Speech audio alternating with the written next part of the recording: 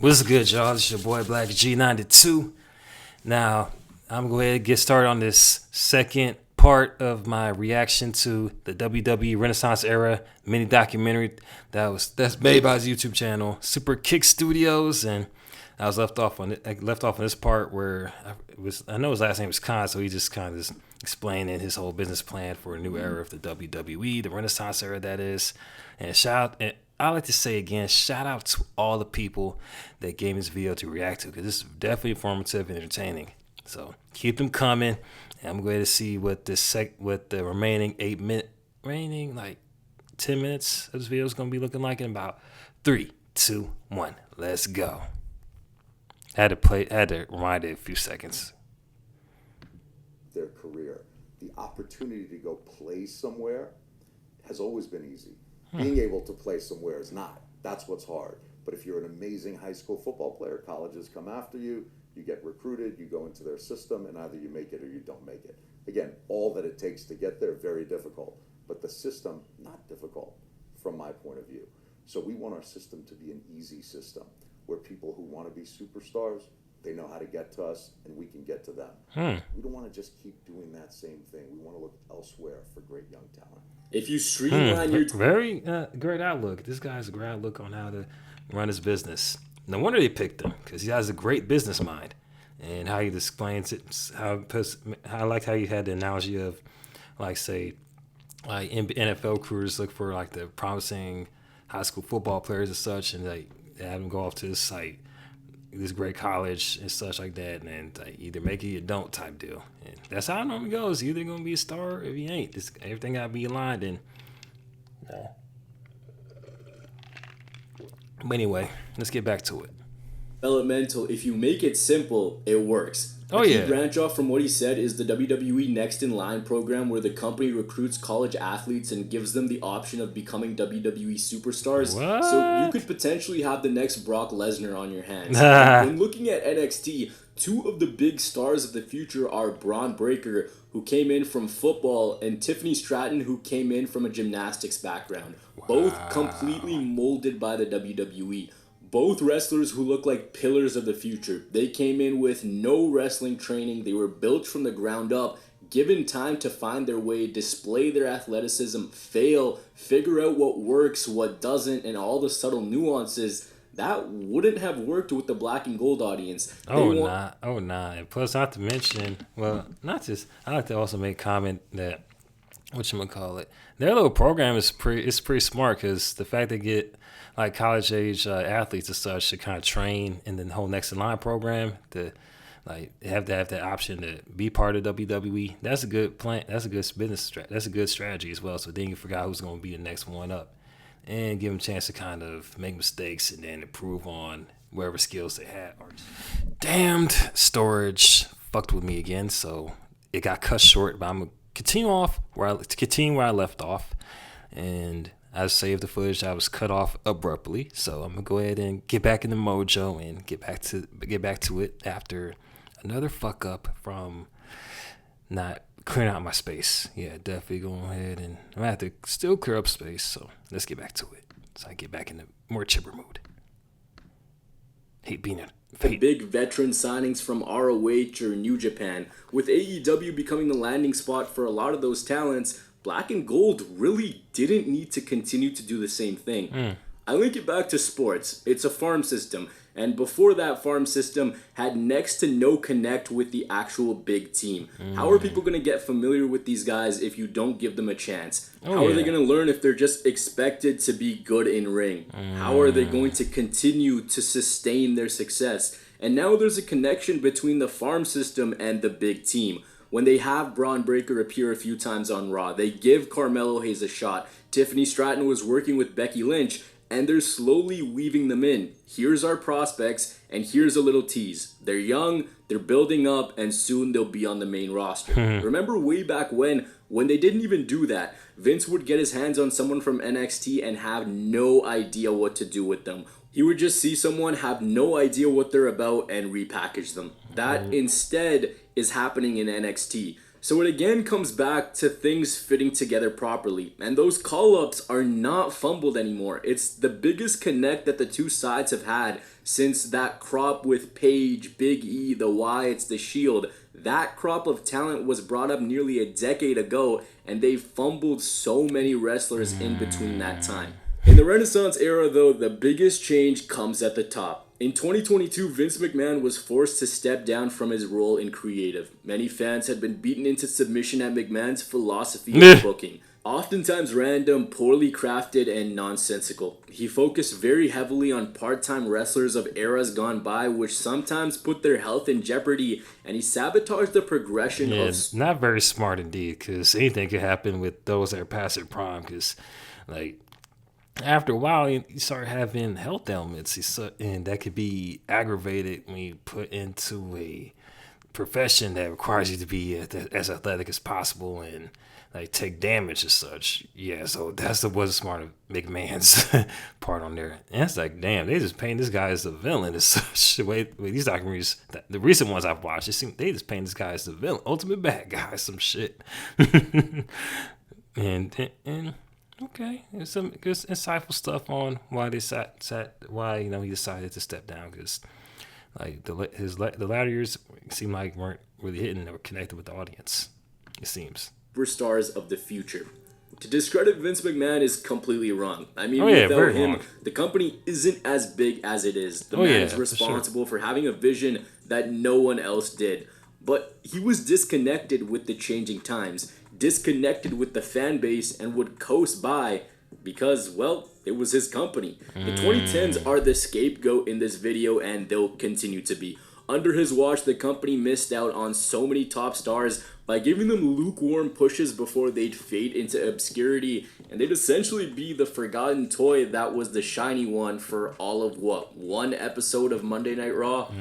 With him, sometimes it would feel like you were being force-fed what he wanted to give you, while what you wanted was intentionally dangled in your face and not given to you. Now with Triple H, that's completely changed. He's able to introduce talent slowly and keep them a constant on WWE TV. I made a video called The WWE's New Wave. In it, I discussed how people are finally getting a chance. There's an investment being made in stars who will carry the WWE now and ones that will be there for the foreseeable future. And again, linking it back to a sports team, it's about depth. How much depth can you create in your organization? It's about having those guys take over once the big guys are gone and building around that core. Building so you don't have another big dog situation where it's like, oh shoot, our top guy's on the way out. Let's strap a rocket to someone. Instead, here's those talents, let's let them simmer, and slowly they'll come up when the time is right. NXT fits into this plan. Call-ups are working, and wrestlers who are organically over are given the chance to prove why the WWE should run with them. It's a huge, huge contrast to before, where molten hot acts would emerge, fans would be cheering their guts out, and they'd immediately be made to look like comedy acts because they didn't fit Vince's vision. It links back to what I talked about earlier. You need a connect from upper management and the talent, and right now that connect is there. Under Triple H's eye, the company has focused on doing what a television show should do, and that's storytelling. A key difference is instead of it being a 30-minute... hate these goddamn commercials. I miss the days when YouTube did not have commercials. Damn, I sound old saying that. I'm not ashamed of it at all. Being a 30-minute episode, it's one concurrent story that seems to have logical start and end points. He's also focused on giving fans a great in-ring product, which he was a huge fan of in NXT. The WWE finds himself in a similar situation to the Ruthless Aggression era, where they had stars of a previous generation plus ones that are slowly building up. And when that happens, you have limitless possibilities. Now, I do want to point out that not everything has been perfect under Triple H. There are some people that give him blind credit without looking at his flaws, and he does have a lot of them, but at least there's structure. Under his watch, the WWE has been quite strong. Look no further than CM Punk. They were able to repair their relationship with CM Punk.